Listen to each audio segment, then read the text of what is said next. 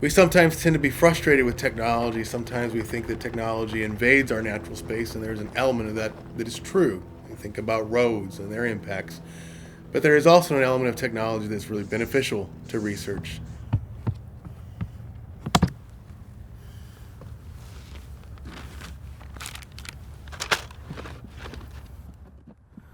So this here is a DJI Inspire 1, and it has a regular camera as well as a thermal camera that can be attached to it.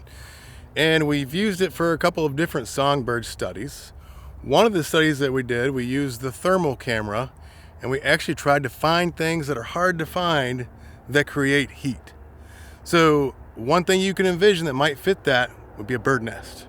Bird nests are challenging to find, especially in places like grasslands, which is where we worked. You've got these fields, or far as you can see, and birds place the nest at the bottom of the grasses in these fields. The grass can be waist high. Really, really tough to find. But even eggs actually produce a heat signature. And so what we did is we put this drone with a thermal camera up in the air, flew it around the field, and you could actually find these heat signatures or these nests using the drone.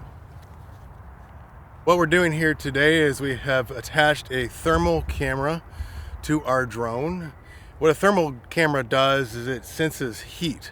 It's actually not a camera, it's really a sensor that can detect how hot an object is. So as you can see in the image, one hand here has a heat pack in it, which is up to 130 degrees Fahrenheit, 50 some degrees Celsius, and the other hand does not have a heat pack in it. And so you can tell that the hand with a heat pack is much warmer than the hand that is without a heat pack. Same way when you're going searching for a nest, you would see that hot nest amidst cooler grasses. If you're working with a species that's more in the forest, the grassland, that doesn't get exposed to humans as much, you still got to think about that, right? Because drones can be great, but they're loud, and to a bird it might look like a predator, so it could create some stress. So we got to be careful. All right, so it's been a great day in the field. Let's go have a look at some of that data in the lab. These were taken in Michigan. These were up in a grassland, and they demonstrated a couple of different things. So the first thing you can see here is this large light area here. That's actually a path. So we're in the middle of a grassland, and that's a cut path. So even just having some differences in grass cover actually changes the heat that's coming out of the ground, which changes your image. But if you take a little closer look where that arrow is pointing right there. Remember that hot pack that we saw earlier today? That's one of those heat packs placed in the middle of a grassland. All right, it stands out pretty well. This is probably taken from 30, 40, maybe even 50 feet above the grassland. So you got some good height on this photo. Right in the center of your image is a nest.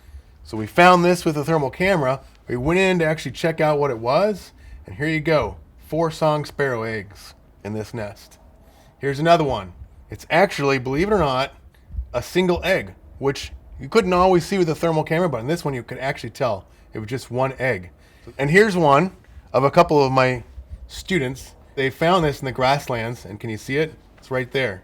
This is something that without thermal imagery you'd almost never find in the grasses after a bird is actually hatched and is actually out of the nest. So let me show you here a video. In this you can clearly see one of my students, but just above the student here you can see the nest. And she's searching for the nest. Actually much easier to visualize on our camera than it was for her to see out in the field.